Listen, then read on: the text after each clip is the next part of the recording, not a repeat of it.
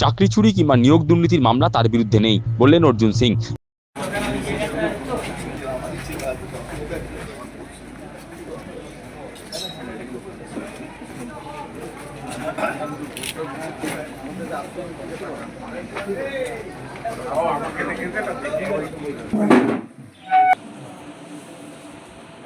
বুধবার বেলায় ইছাপুর বিশ্ব সুখ সেবাশ্রম সঙ্গে গিয়ে মহারাজের সঙ্গে সাক্ষাৎ করে আশীর্বাদ নিলেন নোয়াপাড়া কেন্দ্রের বিজেপি প্রার্থী অর্জুন সিং।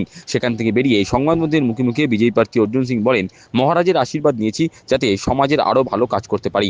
অর্জুন সিং এর দাবি, তৃণমূল ছেড়ে বিজেপিতে যোগ দেওয়ার পর তার বিরুদ্ধে 256টি মামলা করা হয়েছে, তবে সবকটিতেই মামলা যে মিথ্যে সেটা প্রমাণিত হয়েছে। বিজেপি প্রার্থী কটাক্ষ, তার বিরুদ্ধে চাকরি চুরি কিংবা নিয়োগ দুর্নীতির কোনো মামলা নেই। প্রতিপক্ষ তৃণমূল প্রার্থীকে খোঁচা দিয়ে তিনি বলেন, জিটিএস শিক্ষক নিয়োগ দুর্নীতিতে ওর বিরুদ্ধে সিআইডি মামলা করেছে, কিন্তু এখনো পর্যন্ত ক্লিন চিট দেওয়া হয়নি।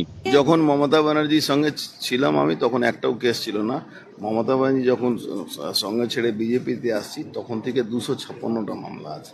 এটা আমি গর্বিত। আমি চুরি করিনি, চাকরি চুরি টাকা নেয়নি।